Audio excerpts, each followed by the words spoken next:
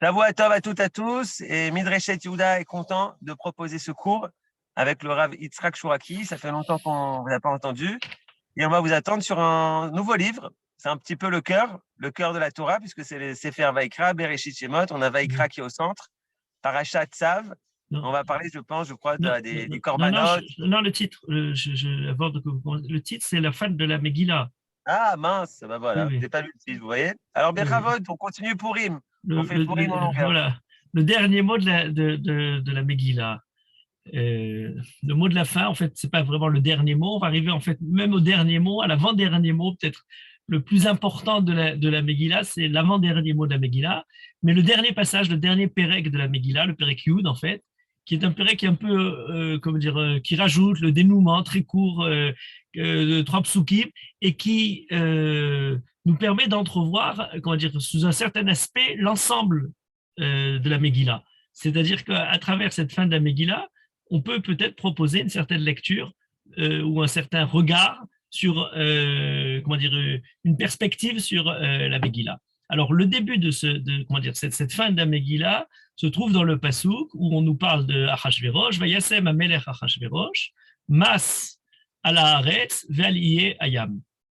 Le roi Achashverosh qui impose à la Haaretz ve'aliyeh Hayam, c'est pas très clair, je vais y arriver dans un instant, mais en tout cas, un Passouk qui semble totalement indépendant, même superflu, parce que bon, on ne va pas nous raconter tout ce qui se produit ensuite dans l'histoire de Achashverosh, qui a priori n'a rien à voir avec Mordechai et Esther. On pourrait dire, bon, les impôts d'Achashverosh, en quoi c'est tellement important de nous en parler et de terminer la Megillah un peu là-dessus. Alors c'est sûr, ensuite, juste après, on nous parle de Mordechai et Mishneh Lemelech, Tokpo Gvurato, on nous parle de Mordechai, Ratsou les Rovechav. Donc, on a quand même l'importance de Mordechai dans tout ça, mais le détail de l'approche de Achashverosh à propos de l'impôt est quelque chose qui pourrait poser la question pourquoi est-ce que la Megillah a besoin de nous parler de ça, à tel point d'ailleurs que très souvent, quand l'explication au niveau du pshat, du sens littéral, de la continuité du psukim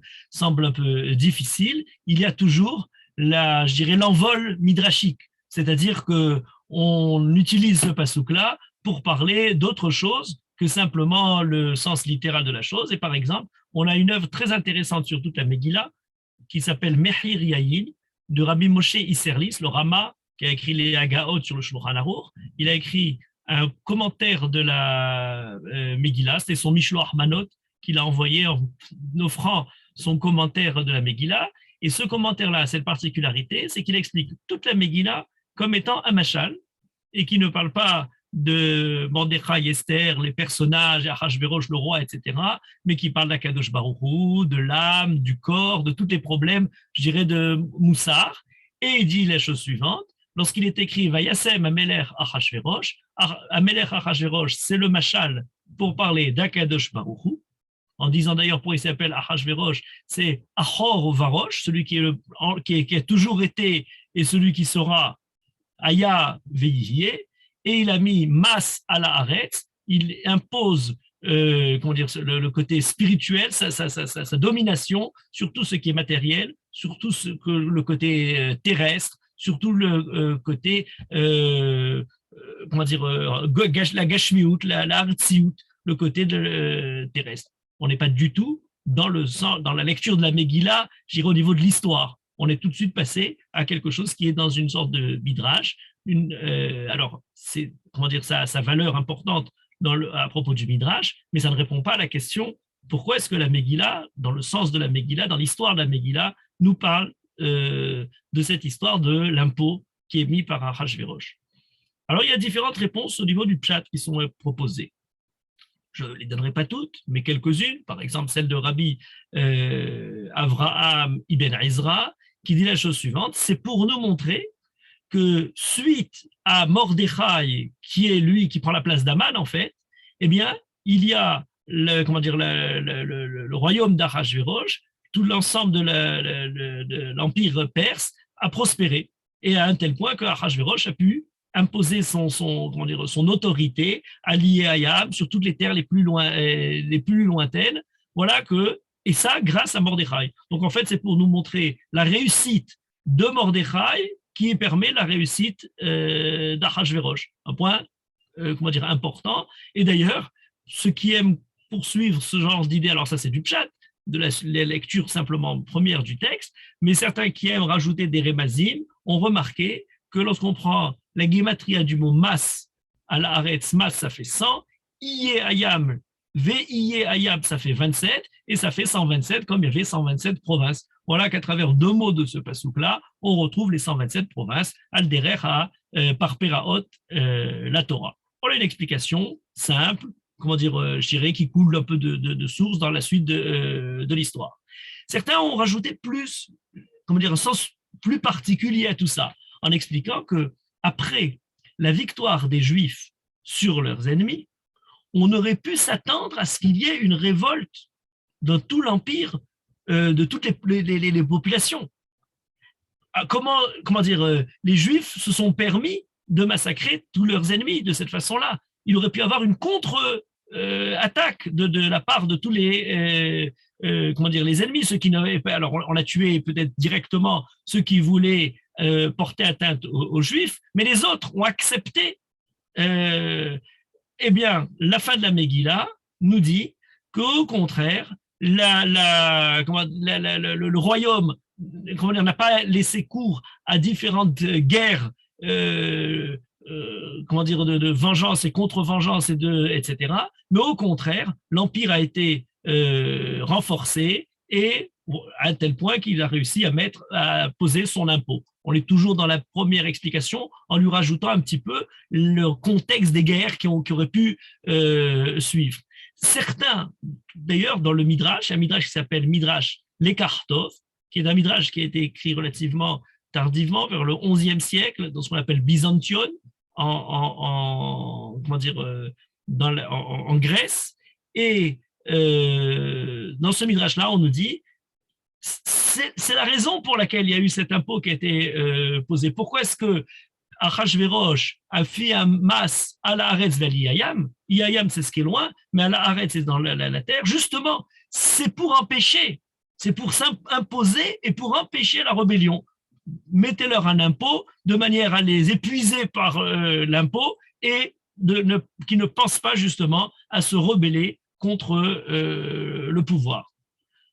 Dans une autre perspective, mais qui est un peu toujours dans ce même ordre d'idées, je reste dans toutes les explications qui tournent au niveau du Pshat, on a une explication qui est ramenée par Rabbi Shlomo Alkabetz. Vous savez que sur la Megillah, on a un pirouche très important qui s'appelle Manot Alevi, qui est un pirouche du Rabbi Shlomo Alkabetz qui a écrit le Chadodi. On connaît pour le Chadodi, mais il a écrit aussi quelques pirouchim sur certains livres du Tanakh, et notamment sur la Megillah, c'est le plus connu, qui s'appelle Manot Alevi. D'ailleurs, sur ce point-là, c'est une sorte de pirouche qui ramène un peu, beaucoup de commentaires et d'explications qui lui ont précédé. Là, d'ailleurs, il ramène une explication d'un Chacham sans donner son nom, et aujourd'hui, on sait qu'il s'agit d'un Rabbi Yaakov Al-Jihani, qui est un Chacham d'Espagne, autour de 1350, et qui donne cette idée-là, en disant qu'il y avait deux aspects. Et pourquoi on raconte la fin de la Megillah de cette façon-là? Parce qu'il y avait deux aspects. Il y avait un premier aspect, c'était de punir, d'empêcher ceux qui voulaient attaquer directement les Juifs. Ça, c'est tout ce qui a précédé. C'est la guerre, c'est la lutte pour essayer de tuer ceux qui allaient porter atteinte physiquement aux Juifs. Voilà, l'histoire est finie avec ce premier aspect. Mais il reste encore quelque chose d'important. Et là, il dit « Ratza leha'anisham mamon » pour tous ceux chez l'omihu beyad aportim. Et ça, c'est très intéressant. Il y avait tous les peuples qui sont restés silencieux.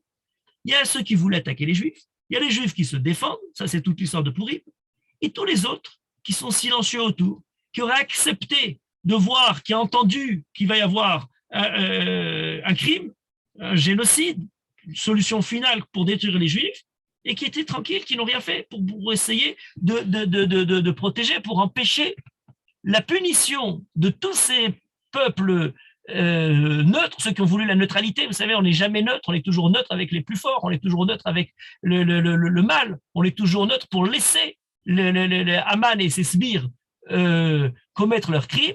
Eh bien, pour tous ces gens-là, c'est là qu'est venu le mas à la Haaretz Vali Hayam, pour qu'ils apprennent comment dire, c'est un impôt qu'il est puni d'avoir justement laissé dans le silence comment dire, Aman préparer son crime. Alors c'est vrai que les Juifs se sont défendus, mais ils se sont défendus de ceux qui auraient pu les attaquer, mais de tous les autres, ils avaient quand même une certaine responsabilité. Responsabilité pour ceux qui prônent la neutralité lorsqu'on voit le mal déferler. On n'a pas le luxe de rester neutre lorsqu'on voit Aman, ses sbires, Amalek, qui est là en train de faire ça. Quand les trains passaient, il y avait la Suisse qui laissait passer les trains d'Italie pour continuer. Mais il y a une responsabilité terrible pour ceux qui savent, qu'on entendait, certains ont décrit lorsqu'ils passaient dans les villes, les gens qui étaient là, c'est quelque chose d'épouvantable. Voilà ce Mas Aliyayam, il prend une connotation de justice même vis-à-vis des nôtres. D'ailleurs, pour ne pas que comment dire, que tous ces gens-là prospèrent, disons, sur comment dire, pourquoi est-ce qu'on n'aurait pas écrit ça de manière très claire? C'est qu'il y a quand même, malgré tout, de la part des Juifs, quelque chose de très délicat. Ils ne prennent pas l'argent de ces gens-là, l'obabiza, l'oshal rouyadam, mais malgré tout, le pouvoir, lui, s'impose pour essayer de punir. Et ce n'est pas écrit pour ne pas, comment dire, provoquer plus de rancœur pour la suite de l'histoire. Une deuxième explication qui est ramenée par Rabbi Shlomo Alkabetz dans son Manot Halevi, c'est pour nous dire, voilà, que Achashverosh est un roi qui semble avoir le pouvoir absolu, mais qui est entre les mains d'Akadosh Baruch Hu. Le début de l'histoire commence par le fait de montrer sa richesse, sa grandeur, son pouvoir, la magnificence de tout ce qu'il a, et la fin se termine par, encore une fois, la richesse qui est proposée. Mais il y a une relation différente à la richesse. La première, c'est par le fait d'éliminer les impôts, anacha la médinote, d'éliminer complètement, non seulement les éliminer, mais même déverser sa richesse de manière gratuite, alors qu'à la fin de la Megillah, Akadosh Baruch Hu, toujours qui tire les ficelles, eh bien, montre comment la richesse dépend de l'impôt qui a été levé. Cette remarque-là de Rabbi Shlomo Alkabetz, du rapport à l'impôt entre le début de la Megillah et la fin de la Megillah, est pour nous très intéressante pour essayer de réfléchir justement sur, je dirais, la politique fiscale de Achashverosh ou la façon de réagir vis-à-vis de l'argent et d'entrevoir la Megillah sous comment dire, dans une perspective purement économique. Pour une raison très simple, c'est qu'en fait, il y a 3 étapes dans la Megillah. Il y a 3 manières très nettes qui sont proposées dans ce rapport comment dire, de l'État vis-à-vis de l'argent. Que faire avec l'argent? Comment remplir les caisses de l'État? Première politique, celle qui est donnée au début de la Megillah, Anacha la Médinote. Première politique, celle qui dit Maset, donner des cadeaux, rajouter, etc. La deuxième, quand cette première n'a pas marché, c'est celle de Haman. Celle de Haman, c'est on massacre les Juifs et on récupère leur argent. Parachat à Kesef, Aseret al-Fekikar Kesef, il y a quelque chose là derrière dans lequel on va récupérer par la violence l'argent. Et la troisième, c'est l'impôt. Voilà les 3 éléments qui sont, comment dire, successifs dans la Megillah et qui sont pour nous très importants parce que en les étudiant l'un après l'autre, on comprend peut-être le côté particulier de la position juive vis-à-vis du rapport à l'argent. Et presque, j'allais dire, vous savez que la Megillah, c'est le moment dans l'histoire juive où le mot juif a changé de sens. Le mot juif, Yehudi, qui avait pour jusque-là une origine ethnique ou géographique, c'est-à-dire le rapport à la tribu de Yehuda ou au territoire de la tribu de Yehuda, ou suite à la destruction du temple, puisque le Aseret HaShvatim avait déjà été exilé, c'est le moment dans lequel on parle du peuple juif en parlant des Yehudim. Le Navi Irmia en parle encore. Le peuple juif rattaché au territoire de Yehuda, qui est appelé au nom de la tribu de Yehuda. Or, dans la Megillah, on commence à parler des Yehudim de façon différente, puisqu'on commence à parler des Yehudim en parlant des Juifs, j'allais dire avec un petit j, c'est-à-dire pas simplement comme un nom, mais comme un adjectif. Or, on sait que comment dire, en français, le mot juif avait, d'ailleurs aujourd'hui ça a été un petit peu camouflé parce qu'on a changé l'ordre, même si on a laissé ce sens-là, le sens premier du dictionnaire, c'était avare, fourbe, etc., pour comprendre la littérature. Autrement, on ne comprendrait pas un traître mot de la littérature française si on n'avait pas ce premier sens. Mais aujourd'hui, alors ça ne fait plus très political correct, on l'a quand même laissé en second sens. Premièrement, attaché au peuple d'Israël, et deuxièmement, on a gardé le côté fourbe qui, malgré tout, il est nécessaire pour continuer à pouvoir lire 3 lignes de français. Mais alors, pour ce passage-là, il est présent dans la Megillah. Il est présent dans un aspect particulier que je ne développerai pas de façon totale parce qu'il est plus long que tout ça, mais par le fait que dans la Megillah, on a dans des passages particuliers le pluriel Yehudim. Yehudim, c'est le pluriel du nom juif. Et on a Yehudiim, qui est écrit Yehudiim, qui parle le pluriel de l'adjectif juif. Et les passages dans lesquels ils sont, alors chacun est important, mais là j'en donne un qui est pour nous le plus important, c'est lorsqu'on nous parle de Parashat Kesef. L'argent que Haman a voulu prendre, Haman tsorer à Yehudiim, sur les Juifs. Et on est écrit à la Yehudiim les Abedam. Pourquoi les Yehudiim? Eh bien, c'est parce qu'il y a un rapport à l'argent. C'est très intéressant que finalement, cette diffamation qu'on a subie tout au long de l'histoire, dont on a un contexte historique, on sait bien, les prêts à intérêt, etc. On connaît le contexte, comment on est arrivé à ce sens-là, mais il prend une source, j'allais dire, de Kodesh dans le Tanakh, puisque dans la Megillah, on a effectivement la caractéristique juive qui est au-delà simplement de l'appartenance au territoire ou à l'appartenance à la tribu, puisqu'on a quelqu'un qui est Ish Yehudi et Ish Yemini en même temps, de la tribu de Binyamin, mais qui est Yehudi par le caractère juif. Et cet aspect des choses est lié à l'argent. Alors, comment ça se déroule? Je reprends les 3 éléments. Premier élément, c'est la première politique d'Achashverosh. On élimine les impôts, réduction d'impôts, on donne même encore plus, on déverse un peu les caisses de l'État, ce qui est une politique qui n'est pas dénuée de sens. On aurait, dans certaines situations, et c'est une politique de relance parfois keynésienne, où on nous dit qu'il faut parfois mettre au contraire de l'argent sur le marché, de l'argent pour créer de la prospérité, pour créer, au contraire, la croissance. Il faut parfois, de la part de l'État, même en rentrant, en augmentant le déficit, en augmentant la dette, donner de l'argent. Donc c'est très bien a priori. Seul problème, et c'est le malheur de ces peuples-là, de cet empire, c'est que cet argent-là ne sert en rien à produire, ne sert en rien à développer de la richesse. Il est entièrement bu dans tous les festins et dans toutes les dilapidés à relever château qui maharnamout. Le gaspillage total d'argent, de plaisir, buvons à qui mieux dans des festins qui n'en finissent plus. Ce qui fait que cette première politique ne sert à rien. Et c'est là qu'arrive la deuxième. D'ailleurs, la première est exprimée dans le Talmud de manière très claire et elle est rappelée dans la fin de la Megillah, puisqu'à la fin de la Megillah, lorsqu'on arrive à Yassem, à Meler Achashverosh, et le pasuk écrit ça, Achashresh. Et la Gemara dans Maseret Megillah explique pourquoi c'est écrit cette façon, Sheakol Naasur Rashin Beyamav. Tout le monde est devenu pauvre. C'est quelque chose qui, au contraire, a fait que de la pauvreté. Dans le Midrash Lekartov que j'évoquais tout à l'heure, eh bien, on ramène le pasuk de Michelet, Nivhal la hon, chaser yevoenu. Celui qui voudrait au contraire essayer d'augmenter, qui ne voit tout que sur la richesse, va finalement être, en est démuni. Un peu l'image de Haman qui va croire tout gagner et au contraire qui finalement va tout perdre. Du début jusqu'à la fin de la Megillah, voilà sous-jacente l'idée de la pauvreté et de la richesse à l'intérieur de la Megillah. D'ailleurs, le Maharal de Prague, lorsqu'il décrit les caractéristiques des Arba Malchuyot, nous parle de Parasumadai comme en ayant la caractéristique Hamdanut la Kesef. C'est la volonté d'augmenter les propriétés, la richesse.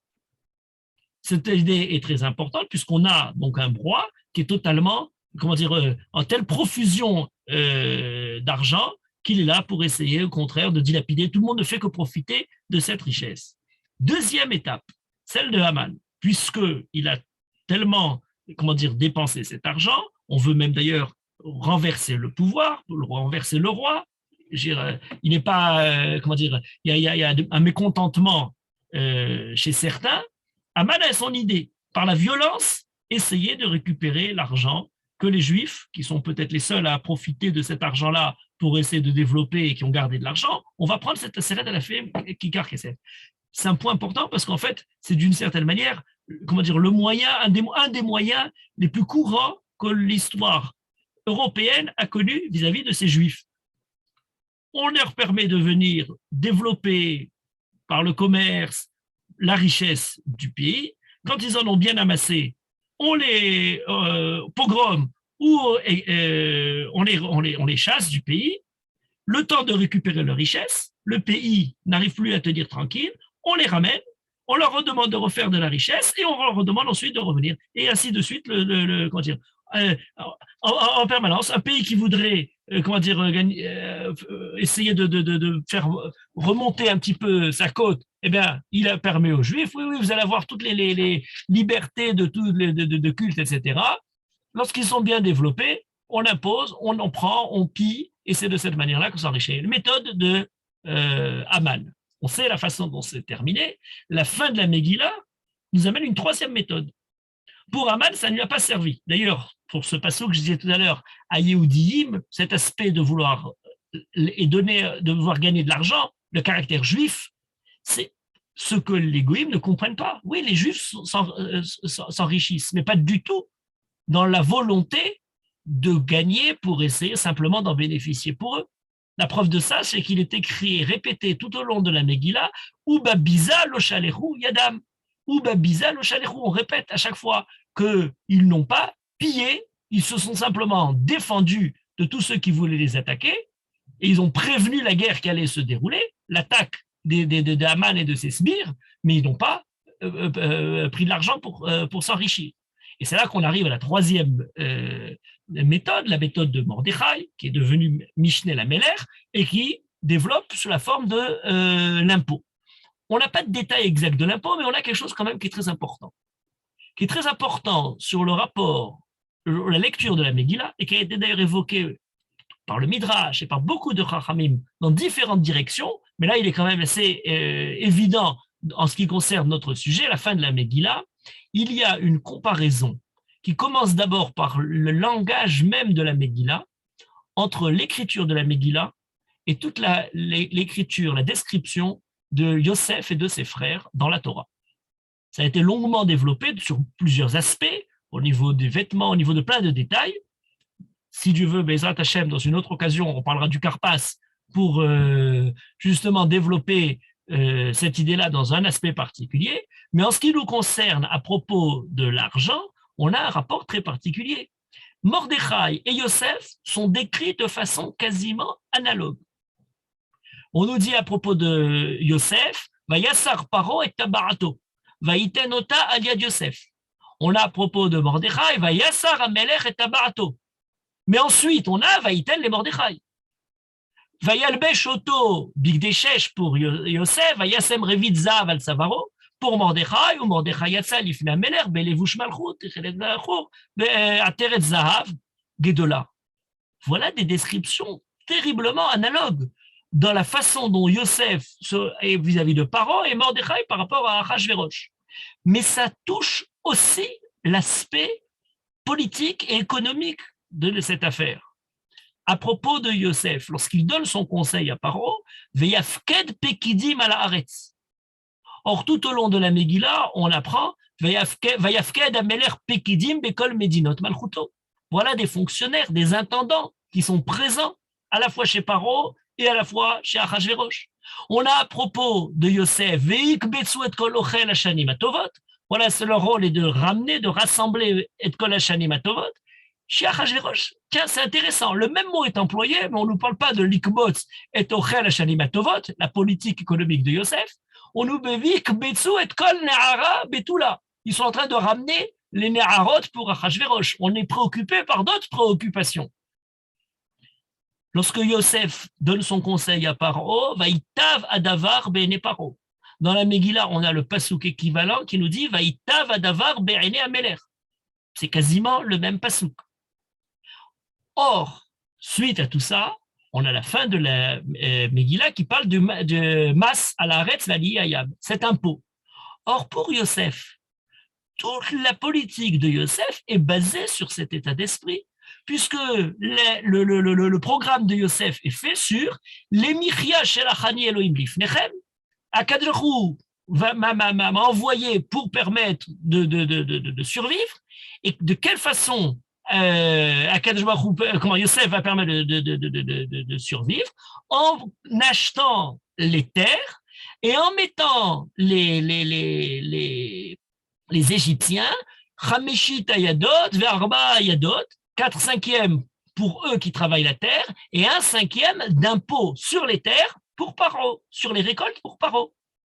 Et il est écrit de manière très claire cette idée du mas, qui d'ailleurs se retourne de manière très négative pour le peuple juif, puisque Paro récupère l'idée, et on avait étudié ça dans une étude qui concernait la politique économique de Yosef, puisque l'Égypte va nous rendre, comment dire, le mal, comment dire, pour le bien que Yosef leur avait fait, en disant Vayassimu ala sur le peuple juif, Sareh missim, leman anoto besivlotav, contre ce mas oved. Pour Yosef, les personnes ne sont pas elles-mêmes, comment dire, l'impôt, mais simplement sur leur récolte. Ils n'achètent pas des esclaves. Et l'Égypte nous le rend en transformant le peuple juif, les mas oved, où les personnes deviennent elles-mêmes des impôts. Et Mordechai, maintenant, ministre de Achashverosh, Mishneh Lamelech, nous met un mas à la Haaretz, v'ayiyayam. Le mas à la Haaretz, encore une fois, c'est un mas sur la terre et sur les territoires plus lointains, Yayam, et pas sur les personnes. Pas un mas goulgolette. C'est déjà intéressant, même si on n'a pas la description de ce mas. En quoi consistait cet impôt? Alors, certains ont dit c'est un mas sur l'import. Yayam, ceux qui font venir de très loin, qui amènent les marchandises, il y a un certain impôt. Est-ce que ce sera un protectionnisme? On aurait du mal à y croire, puisqu'il a 127 provinces où il n'a pas besoin de protéger d'un endroit vis-à-vis de l'autre. C'est plus une manière de gagner de l'argent là-dessus. Ou alors, pour essayer d'empêcher justement une fuite de capitaux, pour éloigner Mas Aliyayam. Il n'y a pas de refuge, il n'y a pas de paradis fiscaux quelque part dans le projet d'Achashverosh. Même là-bas, ils seront quand même imposés. Pourtant, il y a quand même quelque chose de particulier dans tout ça. Et ce qui est particulier, c'est la façon dont, alors, Achashverosh, Mas Alaretz Aliyayam, Mordechai, Mishneh Lamelech, et on nous parle à propos de Mordechai, Mishneh Lamelech, de Oresh Tov, les rameaux, et de Oresh Shalom, les Chol Zaro. Et ça va être le point central.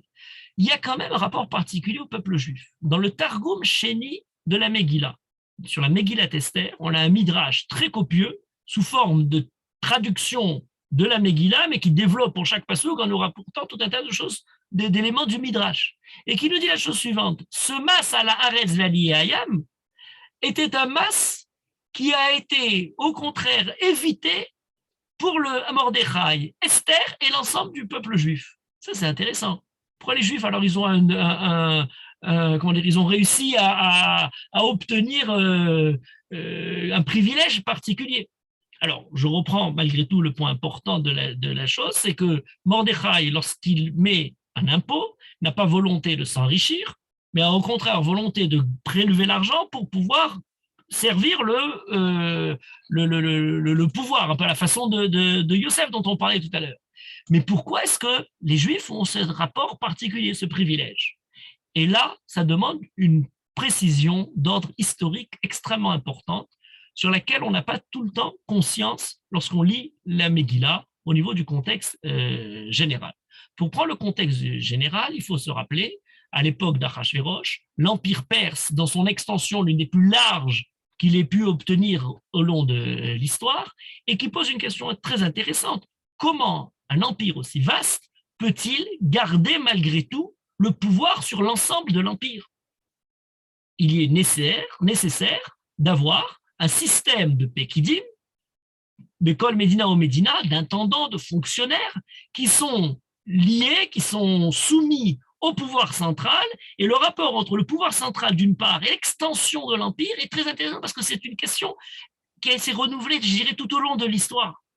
il y a une nouvelle qui pose cette question-là, je dirais parmi les nouvelles politiques ou les réflexions politiques de Kafka, il y a un petit recueil qui s'appelle La muraille de Chine, et dans celle-là, il y a plusieurs nouvelles qui tournent autour du même thème, l'empereur de Chine, etc., selon lesquelles le projet démesuré, quasiment infini de l'empereur pour essayer d'atteindre les contrées les plus lointaines n'arrive pas parce que le temps que prend le message pour sortir de l'infinité de pièces qui se trouvent dans la cité royale et pour arriver à parcourir le côté quasiment infini de tous les territoires pour arriver jusqu'au bout, lorsqu'on recevra l'ordre, le décret royal, l'empereur ne sera déjà plus de ce monde. Et Kafka joue sur ces deux aspects des choses. Comment concilier le côté central du pouvoir d'un despote qui se croit mégalomane, qui croit tout posséder jusqu'aux personnes, et en même temps pouvoir maîtriser. Il y a un système de fonctionnaires très très détaillé, avec une hiérarchie, avec un ordre, avec des lois, avec, je dirais, un côté assez pragmatique pour la façon de gérer l'empire, mais qui garde malgré tout l'unité, la redevance, la soumission au pouvoir central. Ça, c'est l'idée générale. Mais qui va pouvoir remplir cette fonction-là? Ben là, il y a quand même quelqu'un qui est totalement disponible pour ça. Ça s'appelle Yeshno Amechad Mefuzar ou Mefurad Ben Amim. Il y a un peuple qui, justement, il remplit ces deux fonctions en même temps. C'est d'une part la fonction d'être un peu éparpillé partout, et d'autre part, d'être malgré tout extrêmement soudé, d'extrêmement uni, d'avoir une certaine cohésion entre lui. Mais c'est formidable. Et vous voyez que sur le même point va naître à la fois l'utilité des Juifs et à la fois le complot juif, à la fois les Juifs qui vont essayer qui maîtrisent un peu tout ça. Il y a à la fois dans le peuple juif la caractéristique qui est le côté éparpillé, séparé dans les différentes contrées où le peuple juif est arrivé. Si on parlait après sur la longueur de l'histoire, j'aurais dit dans les différentes diasporas du peuple juif. Et en même temps, quelque chose de particulier, c'est qu'on peut, sous la forme par exemple de Esther, l'er kenos et kol hayudim. Alors on explique toujours l'er kenos et kol hayudim en disant sur le côté moral de la chose, ils sont, une des caractéristiques qui les, manifeste pour les Juifs, c'est d'être toujours, en marloquette, toujours, divisés. Ils ont toujours un sujet pour ne pas s'entendre. L'er kenos et hayudim rassemble-les. C'est vrai. Mais il y a encore un point très important, c'est que ces Juifs-là qui sont éparpillés simplement géographiquement, politiquement, dans l'ensemble des contrées d'Achashvérosh, est-ce qu'on peut malgré tout émettre un ordre, quelque chose qui va pouvoir les rassembler? Voilà une question importante. Aux yeux d'Aman, cette idée-là est perçue de façon terriblement mauvaise, en disant ce peuple-là est ceux qui font concurrence au pouvoir central. La Melech en Shovel et Anicham. Avoir un peuple qui arrive à avoir son unité dans la différente dispersion, mais c'est prendre au contraire du poids, donner du poids à ceux qui risqueraient d'aller contre le roi. L'argument antisémite, universel.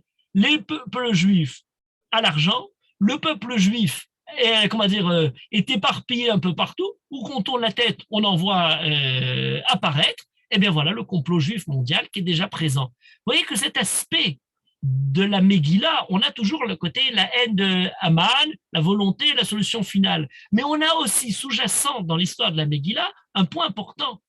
C'est la place des Juifs dans l'économie générale de l'empire perse de l'époque. Alors c'est vrai que en leur faveur, il y a beaucoup de bracha, il y a beaucoup de contraires, les capitaux circulent, etc. Et c'est là où le peuple juif vont apporter quelque chose d'assez particulier qui aujourd'hui a été mis en évidence de manière assez flagrante par différentes découvertes archéologiques et autres qui montrent la place du peuple juif dans le commerce international à cette époque. Ils ont développé différentes notions, par exemple, parmi les premières qu'on a, ce n'est pas simplement la lettre à crédit, c'est-à-dire qu'on la refait remonter un peu plus tard, mais on a les capitaux qui sont l'assurance selon laquelle les peuples juifs, on peut avoir confiance d'un endroit à l'autre, on peut au contraire assurer d'un endroit à l'autre. Et on a sur la route Alors, sur la voie royale perse, c'est ce qui a donné un peu l'ancêtre de la route de la soie. On a une description très particulière qui est quasiment, je vais dire, on lit la Megillah, on lit Hérodote qui nous décrit les coursiers perses qui arrivent à l'autre bout du royaume, et on a les mêmes. Ils voyagent de jour et de nuit, ils arrivent sans aucun arrêt à justement aller envoyer leurs différentes missives pour aller donner. Voilà, on a un endroit particulier, sur une route particulière, dans un domaine particulier, où on voit de manière flagrante l'apport des Juifs. Alors, vous allez dire, d'où on a ça? Je vous renvoie à un livre qui n'a malheureusement pas assez eu d'écho lorsqu'il est sorti, en 1994, d'un historien américain qui s'appelle Samuel Kurinsky, et qui a écrit un livre qui s'appelle The Eighth Day, le 8e jour, selon lequel il présente l'apport économique du peuple juif sur la route de la soie, pas simplement au Moyen-Âge, on connaît beaucoup plus tard, l'époque romaine, mais bien avant, à cette époque-là, sur différents éléments qui ont permis de se développer. Le peuple juif pouvait, de Turquie jusqu'à la fin de la Perse, assurer les convois, les marchandises, le prix, et donc, par là même, la redevance due au roi. On a même retrouvé, et ça c'est une vieille, une découverte relativement ancienne, à la fin du 19e siècle, à Nippur, à l'époque de Darius, qui est juste l'époque d'après la Megillah, une maison, une maison, je parle dans le sens, une fondation d'une banque qui s'appelait la maison de Marachou. Et cette maison était une banque extraordinaire. On a retrouvé 879 tablettes d'argile qui ont les archives, qui gardent en fait tous les différents participants à cette banque. Et on a une proportion totalement, une présence totalement disproportionnée de juifs. Il y a plus de 100 noms de familles et de personnes juives qui sont avec des noms juifs dans ces tablettes-là. De là, on déduit de manière très simple que de manière essentielle, les juifs étaient présents dans cette activité bancaire à l'époque d'Achashverosh. Les juifs qui ne sont pas retournés à Yehuda, qui ne sont pas revenus en Israël, d'une certaine manière, la Megillah ne se finit pas bien, puisque le gros reste encore à Shushan, Esther reste encore chez Achashverosh. Le mot de la fin n'est pas positif de cette manière-là. Certains ont même expliqué, on se saoule un peu à Purim pour oublier que l'histoire se termine. On a été sauvés, certes, mais on est quand même resté en galoute. C'est pas Hanouka, c'est pas c'est la fête de la galoute qui a inspiré tous les Purim de toutes les dispersions d'Israël et des galoutes d'Israël. En tout cas, les Juifs qui sont restés là-bas ont servi, étant proches du pouvoir central et étant en même temps liés avec différents comptoirs un peu plus loin, à être ceux qui assuraient les affaires et le côté florissant de l'économie de l'époque. Vous voyez que l'idée de cette centralité de l'impôt, l'idée du fait que les Juifs ont eu ce ptor, le fait de ne pas payer l'impôt par Achashverosh, est très important parce qu'il nous donne à la fois l'apport juif dans cet aspect des choses, il nous donne déjà l'idée selon laquelle les Juifs sont, le rapport à l'argent, et en même temps quelque chose de fondamental, parce qu'il nous demande à réfléchir sur, mais que dit la Torah, quelle est leur position là-dessus. Et là, si on l'analyse simplement le côté simple de la Megillah, on se rend compte de quelque chose de très intéressant. Dans la conception perse, acceptée par Ahasveros, prônée par Haman, la violence est utilisée pour pouvoir gagner de l'argent. Le sacré est utilisé pour pouvoir avoir plus de plaisir. On raconte que les michtés d'Achashverosh, les différents banquets d'Achashverosh sont des banquets qui ont été dans le Midrash. La Gemara nous raconte autour du Beth Amikdash. Le Beth Amikdash ne va pas être construit. Les habits du Kohen Gadol vont être sujets à autosatisfaction d'Achashverosh dans sa démesure du roi. Dans le peuple juif, c'est exactement l'inverse. La violence ne sert qu'à se défendre et en aucune façon pour essayer de s'enrichir. Il est écrit au Babizal au Shalchou Yadam. Rappelez-vous l'épisode premier fondateur d'Abraham, lorsqu'il va sauver Lot, Imekar Michoud vet Seroch Naal. Le roi de Sodome lui dit, mais prends l'argent Il dit, je suis pas allé me battre pour l'argent. Je suis parti me battre pour le droit, pour la justice, pour le côté moral de sauver l'autre, et pas du tout pour gagner de l'argent. Donc, premièrement, l'argent n'est pas la chose recherchée par la violence. Non seulement c'est pas la chose recherchée par la violence, c'est même parfois celui qui va remplacer la violence, puisqu'on connaît très bien Aïn Tachatayim se traduit par l'argent et pas le côté violent. On n'applique pas cette. On a toujours été taxé, comment dire, la loi du talion. Oui, mais quand la loi du talion se transforme, oui, mais vous aimez l'argent. C'est pour ça qu'on a transformé la loi du talion en. C'est plus œil pour œil, c'est de rembourser pour de l'argent. Mais le point le plus important, c'est que cet argent-là va servir à quelque chose. Ce n'est pas la violence qui donne l'argent et le sacré qui donne les plaisirs, c'est exactement l'inverse. C'est l'argent qui va permettre de reconstruire le temple, puisqu'on a toujours dans la poursuite historique de l'histoire, suite à Achashverosh et Esther, va naître Darius qui va redonner la possibilité de continuer de reprendre la construction du Beth Amikdash. Donc l'argent est celui qui va donner le sacré. Exactement l'inverse. Et plus que ça encore, j'avais parlé ça plus longuement, juste je rappelle l'idée, dans le peuple juif, c'est ce qui a fait sauter tous les nations n'ont jamais compris cet aspect des choses. On n'a absolument aucune vision de la richesse comme d'un scandale. La richesse n'est pas un scandale chez les juifs, alors qu'elle est dans le monde chrétien, elle est dans le monde grec, elle est dans le monde en Orient, en Extrême-Orient. La richesse chez les goyim, il y a une mauvaise conscience d'avoir la richesse. Alors que chez les juifs, pas du tout. Si quelqu'un a la richesse, c'est pas du tout un scandale, c'est très bien, c'est Akash Hu qui le lui donne. Par contre, pour le peuple juif, la pauvreté, c'est un scandale. C'est-à-dire que pour le peuple juif, si, ayant eu la bracha d'Akadosh Baruch Hu, ayant été béni de la prospérité, on a à côté de chez soi quelqu'un qui est dans le besoin et on ne l'aide pas avec cette richesse, ça c'est quelque chose de scandaleux. Ça c'est quelque chose de honteux. Akash Hu t'a donné la bracha. Si ta bracha ne sert pas à faire du bien dans le monde, eh bien alors, c'est à quoi elle a servi. La bracha est encouragée, la richesse est voulue, le peuple juif développe le monde, mais pour essayer de servir à travers l'argent quelque chose de plus haut que simplement l'argent. Et c'est d'ailleurs la raison pour laquelle, le jour de Purim, on met au centre de toute notre pratique des mitzvot de Purim l'argent, sous la forme des matanot laïvionim, sous la forme de la mishloach manot, le cadeau, en matière, sous la forme des machatzit shekel, mashmirim ala shekalim, on dit que les machatzit shekel qui viennent contre Aman, d'une certaine manière, Purim se trouve à l'intérieur du Chodesh Hamas, le mois de l'impôt, et c'est ce qui nous permet de passer du Mas au Chodesh Nissan, le Chodesh Hanes, c'est-à-dire le Chodesh du miracle. C'est peut-être par cette manière d'entrevoir le Mas, le rapport à l'impôt, qui n'est permis que pour pouvoir servir quelque chose de plus haut que lui-même, qu'on peut arriver et donner quelque chose de plus haut, qui est la présence d'Akadosh Baruch Hu à travers la révélation du mois de Nissan. Voilà, je dirais une première lecture. Au sens premier de toute cette affaire, rapport à l'argent, et on pourrait le développer plus en détail dans chacune des étapes de la Megillah. Mais il y a quelque chose de plus profond encore. Il y a quelque chose qui, d'une certaine manière, nous donne, au-delà même de rapport à l'argent, la conclusion de la Megillah sous, presque à dire, le mot le plus important de toute la Megillah.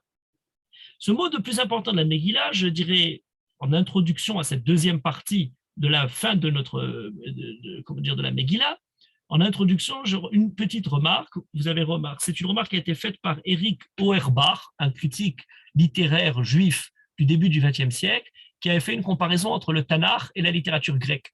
Et il a cette remarque intéressante, il dit que le Tanakh est totalement différent, le style des Juifs est totalement différent du style occidental. Pour quelle raison? C'est que dans le Tanakh, toute l'écriture biblique, c'est une écriture épurée, il n'y a pas de détails, il n'y a pas de description visuelle de tout ce qui se produit. Il fait la comparaison entre la Kedat Yitzhak d'une part et l'Odyssée, le retour d'Ulysse quand il arrive et que le chien retrouve sa cicatrice, etc.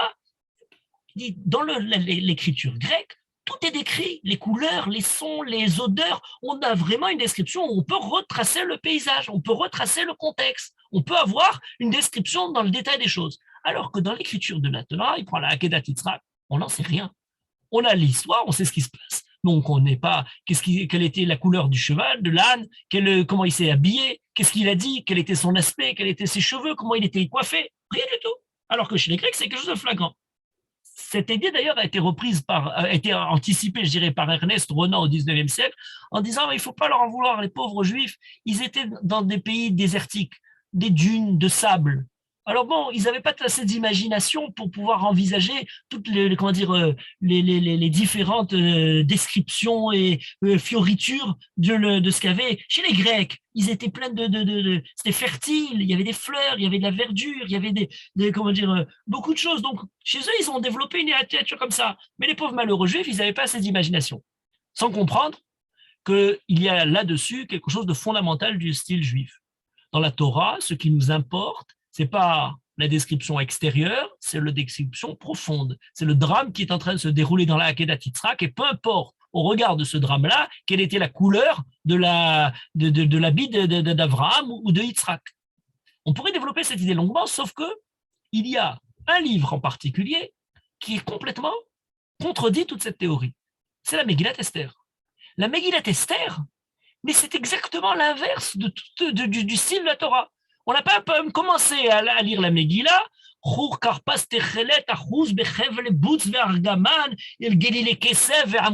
enfin, on a un détail, une profusion de détails, mais qui ne sert à rien.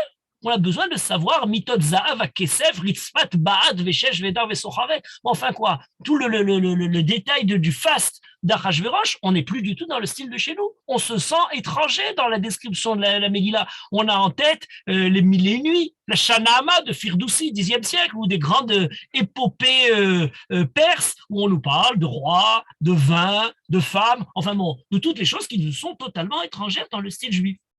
Sauf que dans la Megillah, on a tout d'un coup certains mots qui nous sentent, on se sent bien. On a d'une part le détail de la façon dans laquelle on fait des festins et on boit et on mange. Et de l'autre côté, ah,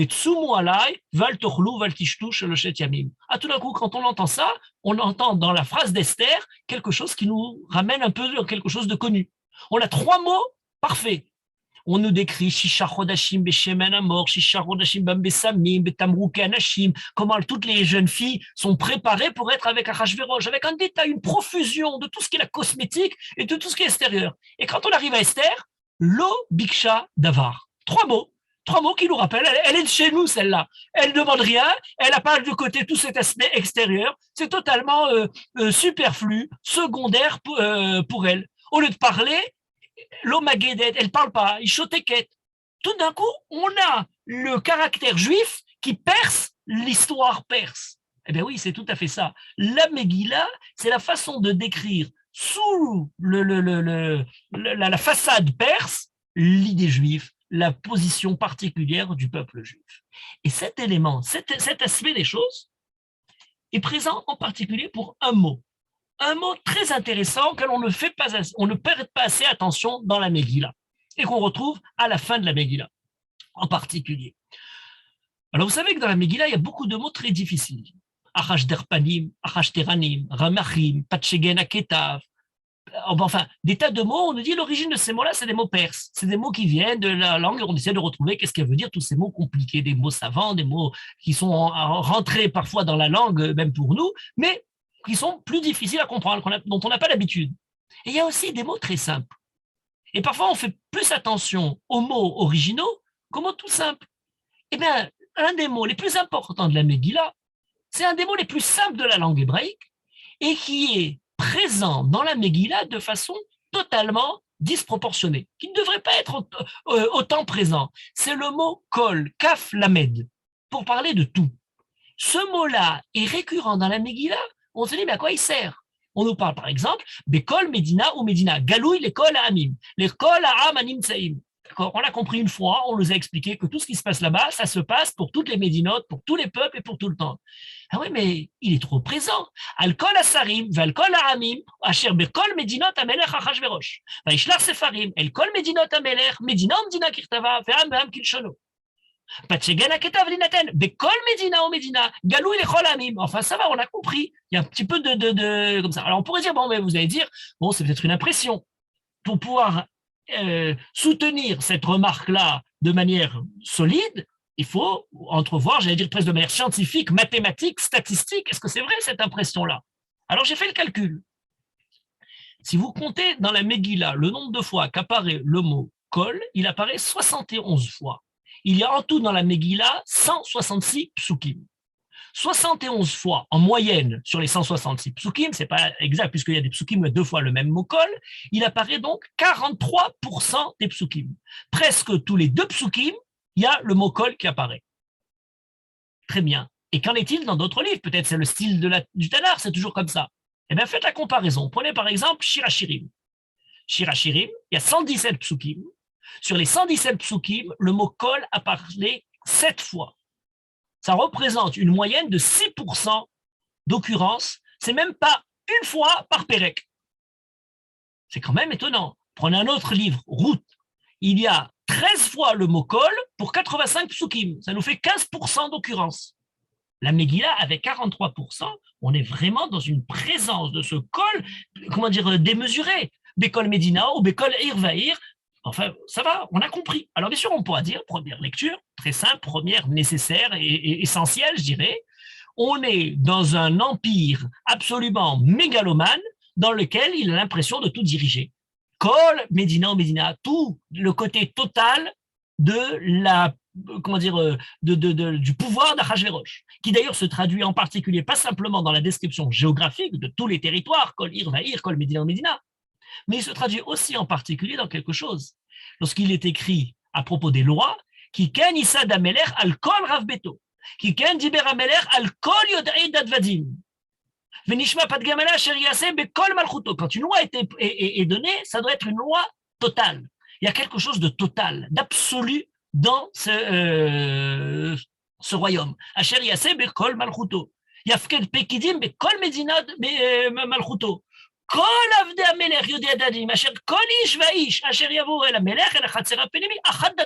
seule loi pour tout le monde. Donc, la deuxième, c'est pas seulement le côté mégalomane, mais le côté absolu et égalitaire de tout le monde devant la loi. Il n'y a pas des gens qui sont plus, comment dire, plus égaux que d'autres. Tout le monde naît égaux et tous les hommes naissent égaux, mais il y en a qui naissent un peu plus égaux que d'autres. Non, dans ce pays-là, tout le monde est sur le même plan. Lorsqu'il fait d'ailleurs un michté, c'est pas les lois, c'est pas l'extension territoriale, mais il fait ce michté, l'école Sarah Vavadav, l'école Aram Animtsaim Beshushan. C'est quelque chose d'étonnant. Quand quelque chose se produit, c'est quelque chose de très particulier.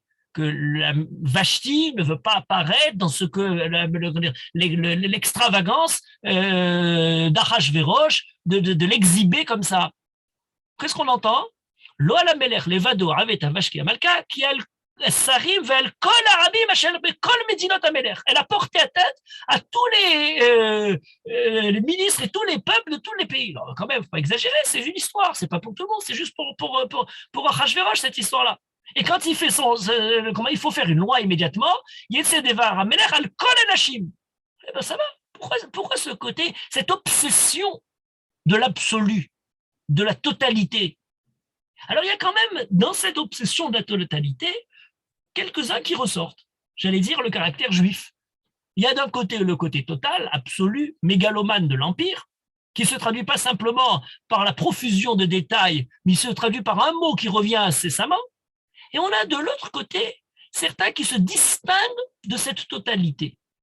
Lorsqu'on nous parle, par exemple, du peuple juif, on nous dit Yeshno Am Echad, Mefuzar ou Mefuzar Ben Amim, Bekol Medinot Malchutecha, voilà, dans l'ensemble de ces pays, mais ils ont quelque chose de particulier, Vedateen Shonot Mikol Am. Mikol Am, c'est que ce peuple-là, qui est présent dans ce côté total du royaume d'Achashverosh, et malgré tout, il s'en extrait parce qu'il a des lois qui le distinguent de l'ensemble des peuples. Lorsque on voudrait, de la part de Haman, la Shmid, la rogue, la belette, Kol Hayodim, le côté totalitaire apparaît.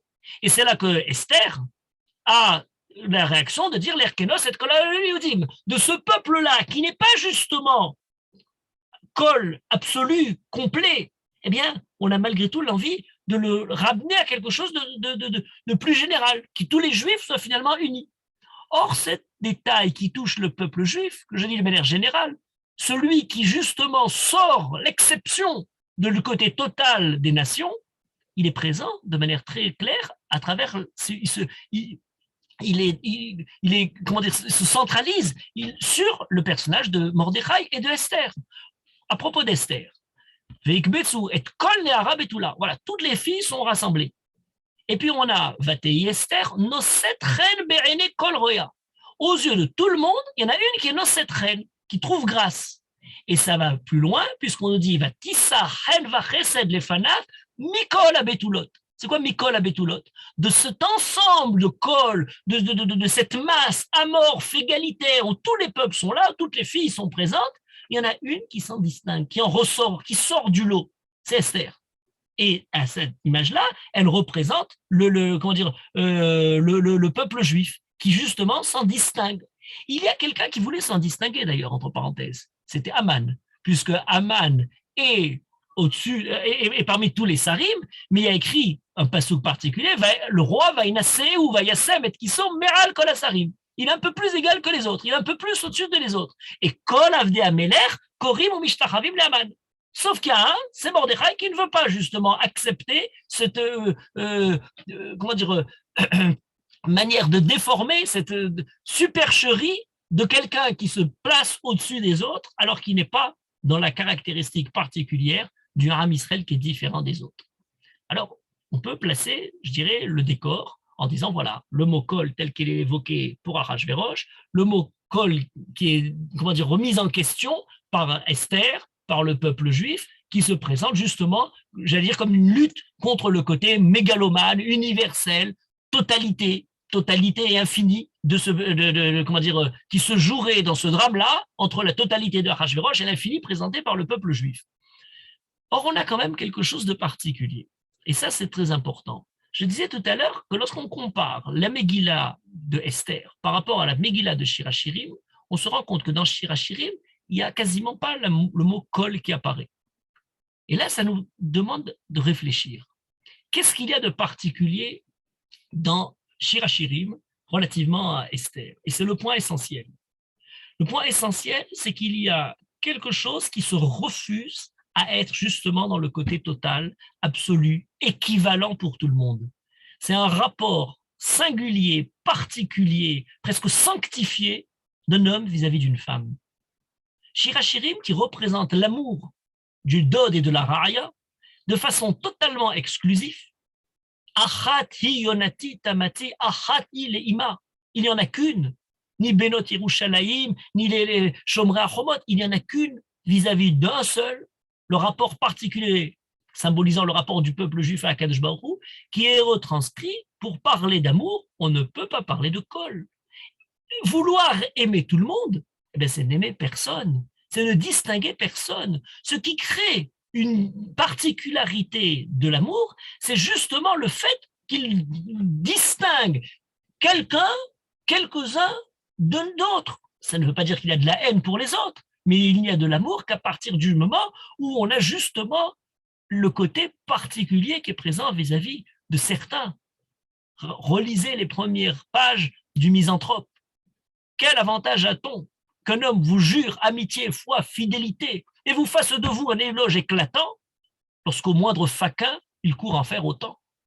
Si quelqu'un se met à être aussi généreux de son amour, eh bien, elle se dit, je ne veux pas d'une amitié pareille, ne me comptez plus parmi vos amis. Si jamais vous donnez cette amitié à n'importe qui, sans même savoir à qui vous l'avez donnée. Shir HaShirim, c'est le côté particulier de l'amour. Par conséquent, on n'a quasiment pas le mot kol. On ne parle pas de tous.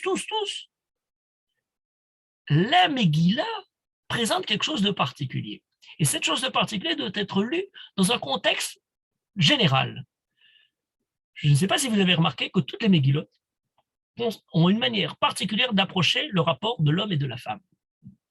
Presque, j'allais dire, en leur centre se trouve le rapport de l'homme et de la femme, dans toutes les Megillot. On en a donné deux là maintenant, celle de Shir HaShirim et celle de Megillat Esther, mais on pourrait continuer et voir ça sur les autres Megillot. Shir HaShirim, c'est l'amour absolu. L'amour qui n'est même pas, comment dire, qui n'arrive même pas au mariage, qui n'arrive même pas dans le contact lui-même. Razak mavet ahava. Nafshi yatsea bedabero. Il n'est même plus que de ce monde. L'amour le plus absolu, quasiment inexistence du mot kol. La Megillah suivante, la Megillah de Ruth. La Megillah de Ruth, c'est l'amour lorsqu'il s'institue sous la forme du mariage, avec ses tragédies. Premier mariage de l'almana, la mort du mari dans un premier temps, la tentative pour essayer de continuer malgré la mort à essayer de donner par le hiboum une continuité, cet amour qui s'institue, qui reste quand même extrêmement présent. L'histoire de Ruth pour Noémie est très essentielle pour s'approcher du peuple juif, mais ensuite à travers Boaz est absolue pour rentrer dans le peuple juif. Et là, on pourrait se demander combien il y en a. Ah, j'ai dit tout à l'heure, on se retrouvait à quelque chose dans les 15%, c'est-à-dire qu'il y a quand même un peu plus de beaux cols, il y a quand même certains drames, mais malgré tout, on a encore très peu de cols. D'autant l'amour est absolu et parfait, d'autant le mot est absent. D'autant il n'y a pas d'amour, d'autant le mot est présent. Je passe au suivant, la Megillah Techa. La Megillah Techa, de quel rapport on parle? On parle de la Isha Almana, de un certain aspect Bogedet. Il y a une brisure, destruction du temple, l'image est de la Batsion, encore une fois féminine, elle est repoussée, dérouilla, dévouilla, alvéla, le peuple juif vis-à-vis d'Akadosh Baruch Hu. Or, on a, si vous comptez le mot kol dans cette Megillah Techa, vous verrez qu'il y a 38 fois ce mot sur 154 psukim. C'est-à-dire qu'il y a 25% à peu près du mot kol. C'est très important. Pourquoi? En la menachem mikol oavea. Tiens, tout d'un coup, ce rapport qui aurait dû être exclusif du peuple juif et d'Akadosh Baruch Hu, il y a d'autres amoureux par derrière. Mikol oavea, kol re'eha bagduba. Et donc, kol rodefea isigua, kol she'area shomemim. Le mot kol apparaît à partir du moment où il n'y a plus de relation exclusive entre la femme et l'homme, entre le Ham Israël et Akadosh Baruch Hu. Voilà pour Megillat Esther. La Megillat Esther, c'est la violence faite à la femme, c'est la femme comme un objet, c'est la femme qui est prise et qui reste malgré tout jusqu'à la fin, soumise dans son abnégation totale vis-à-vis d'elle-même pour sauver le peuple juif, entièrement dans le kol. On a Shirachirim, Ruth, Echa. Vous allez me dire, et Kohelet. Kohelet, c'est la 5e Megillah. Où est la femme? Cherchez la femme. Marmi Mavet Aisha. Ah, la cour dit du maintenant. Quelle est la femme dans Kohelet? La réponse est absolue. La femme de Kohelet, c'est la Chochma. Il est écrit d'ailleurs de manière très claire, Amra Kohelet. Pourquoi il est écrit Amra Kohelet? Rachid dit c'est Kvutsat Chochma. Mais non, Kohelet, c'est que la recherche amoureuse qui se tournait vers une personne se tourne maintenant vers la connaissance comme étant le fruit absolu de la recherche de Shlomo. Le roi Hakodesh, d'ailleurs, d'une certaine manière, est appelé parfois sous la forme Zachar, sous la forme de Nekeva. L'amour de la Chochma comme l'amour de la femme, cherché dans Kohelet. Et là, ça devient très intéressant. Il y a 88 fois le mot kol sur 222 psukim. C'est un rapport de 40%. Tout d'un coup, on est revenu à quelque chose de étrange. Il y a beaucoup de kol. Pourquoi? Parce qu'à partir du moment où c'est la connaissance qui est le fruit de l'amour, la femme, c'est la connaissance, eh bien, tout d'un coup, il n'y a plus de limite à cette connaissance. Tout est sujet à la connaissance, de vouloir tout englober, tout comprendre, tout connaître. Et la chokhma, la sagesse, la science devient totale. Et ça devient très intéressant. Parce que tout à l'heure, de quoi on parlait? On parlait de l'argent. Oui, mais l'argent aussi, c'est quelque chose qui a comme vocation le dénominateur commun, l'équivalent général, l'équivalent absolu. On peut tout traduire, on peut tout transcrire sous sa valeur, sous la forme de l'argent. C'est à travers lui une manière d'essayer de maîtriser l'ensemble du monde en le traduisant à sa valeur marchande. Voilà, donc Kohelet, la façon de connaître le monde à travers et de pouvoir tout connaître à travers le côté de la recherche intellectuelle. D'ailleurs, comment se finit le Kohelet? Sauf d'avar, Akol Nishma. Voilà, Akol. Akol est présent, tout connaître. Mais on nous dit, Et Elohim ira, ve'et mitzvotav shemor, ki ze kol adam. C'est quoi le kol à Adam? C'est pas cette recherche infinie de la connaissance, c'est pas la volonté de s'enrichir de manière infinie. Ce qui fait finalement l'homme, c'est la yirat shamayim, mitzvotav shemor. Et il y a d'ailleurs un passouk, le dernier de Kohelet, c'est qui est kol maaseh Elohim yavi b'mishpat, al kol ne'elam im tov imra. Alors là, c'est un verset merveilleux, sous le regard du kol. C'est le mot auquel on ne fait pas assez attention, et il faudrait relire, je dirais, toute la Torah en cherchant le kol. Qui est kol maaseh Elohim? Toute la chokhma du monde.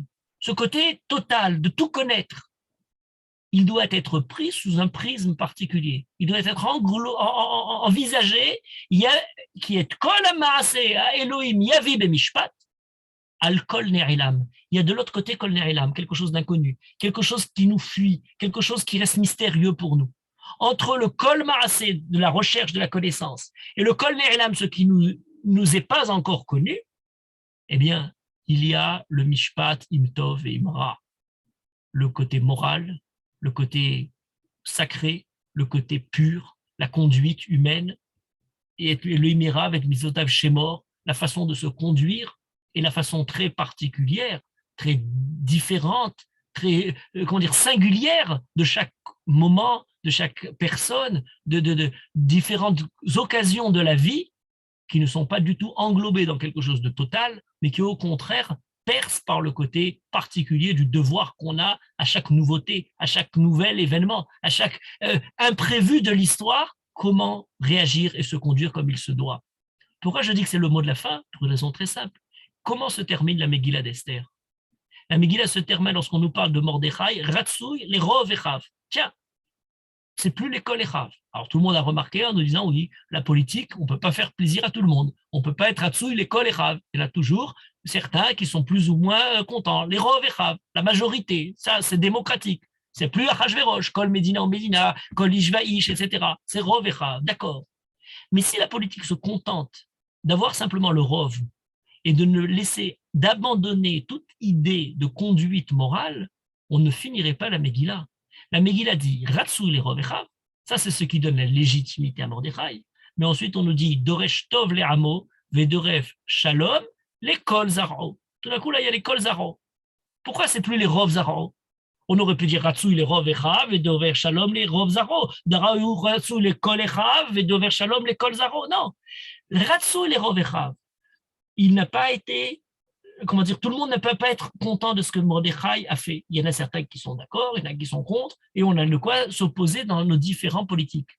Mais le devoir de celui qui dirige, le devoir de Mordechai, de Rechtov les Hameaux, c'est d'apporter sa conduite morale et son apport et son soutien à son peuple, les Dover Shalom, les Kol Zaro.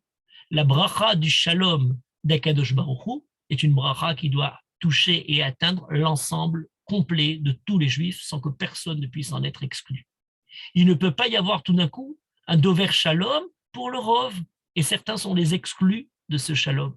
Il ne peut pas y avoir le rapport vis-à-vis du Ham Israël, certains qui sont un peu plus égaux que d'autres, certains qui ont plus de privilèges. Dans leur Ham Israël, Dover Shalom, l'école Zaro.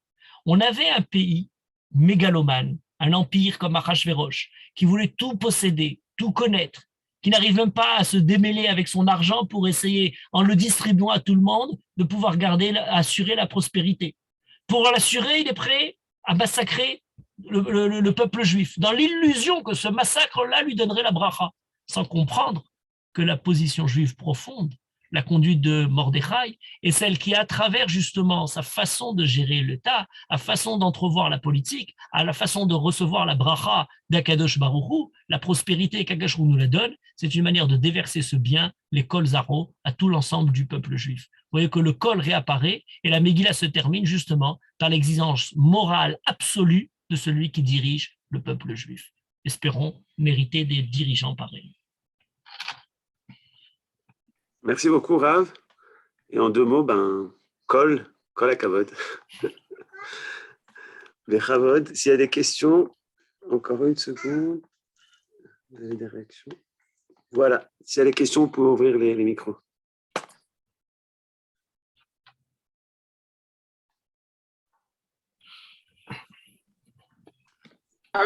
Une petite question, Kol. Oui, Question, hein. C'est qui les Néharot chez Yosef? pardon? Plus fort, plus fort. Néharot, dans le cas de Yosef, quand on compare Yosef et Non, Mordechai, non, je comparais Yosef et Mordechai, je disais exactement l'inverse. C'est que chez Mordechai, lorsqu'on parle de Yikbetsu, lorsqu'on il rassemble tous ces Pekidim, etc., il rassemble Nahara et Nahara, toutes les différentes Naharot, pour amener du plaisir à Achashverosh, alors que chez Yosef, lorsqu'on nous dit Ve'afket Pekidim, c'est pas pour amener des Naharot pour le bienfait de Paro, c'est au contraire pour essayer de garder la richesse, le blé, la moisson, pour pouvoir assurer la survie pendant la période de richesse. Donc c'est justement la différence.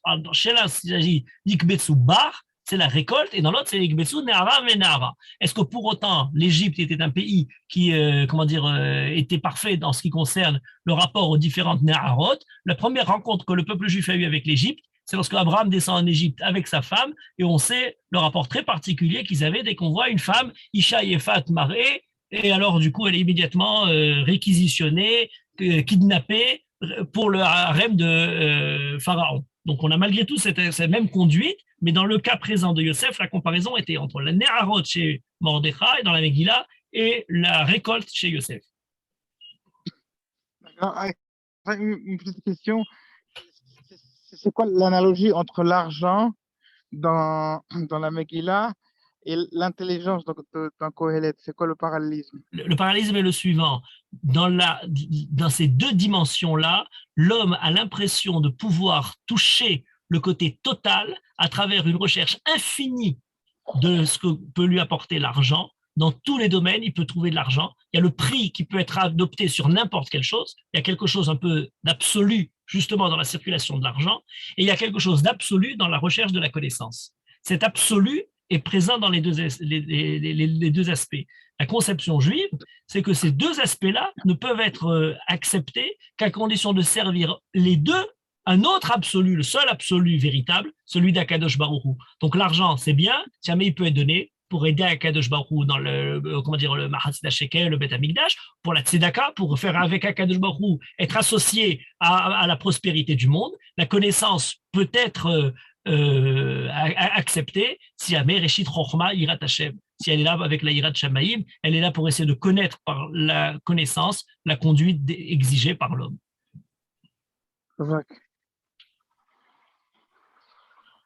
Bonsoir. J'ai une petite question, mais elle est un peu hors sujet, et c'est sur la Megillah. Est-ce que je peux me permettre? Vous pouvez toujours vous permettre. Éventuellement, on fera l'année prochaine un shiur que sur cette question.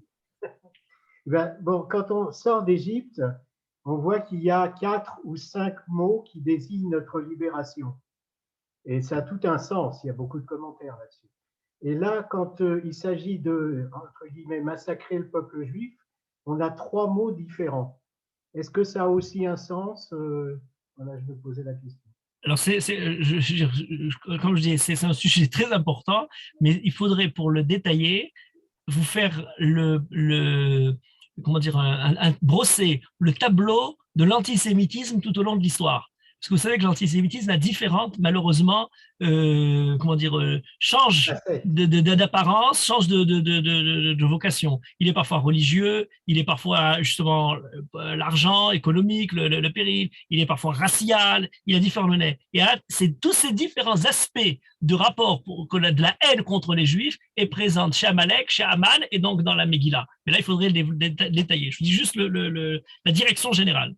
Merci beaucoup. Arabe? Oui. Une question sur le rapport, si vous pouvez un peu développer sur le rapport qu'a joué le peuple juif en tant que, on pourrait dire, intermédiaire sur le mouvement de l'argent que vous avez dit Je vous renvoie à ce livre de Samuel Korinsky, qui est très complet dans cette question-là. D'accord. Parce qu'on sait que vous avez aussi développé à une époque que c'était aussi l'intermédiaire sur les langues, aussi au passage entre les différents gens. Oui, mais c'est exactement le même principe. Le principe, de manière générale, est très facile à comprendre. Comment arriver à maîtriser quelque chose qui est très loin, sur lequel on n'a pas justement de maîtrise? C'est ça la question.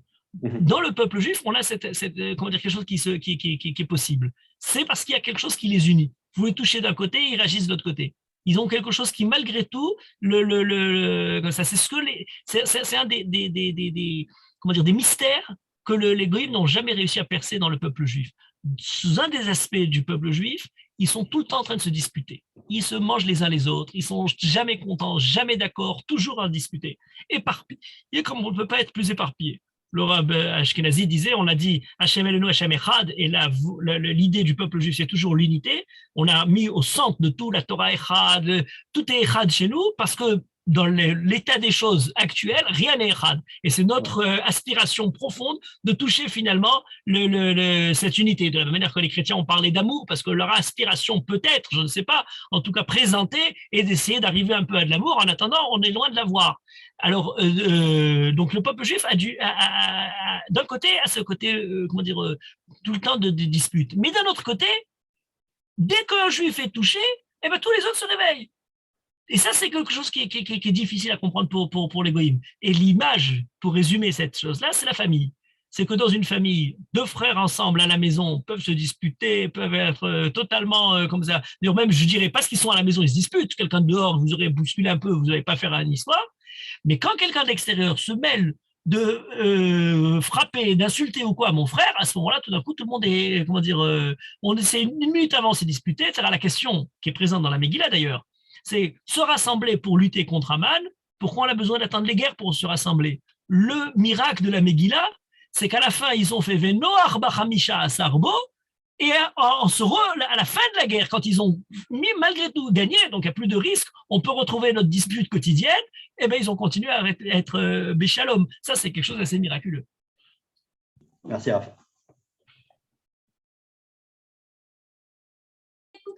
Bravo. Toda Rabba. Il y a d'autres questions?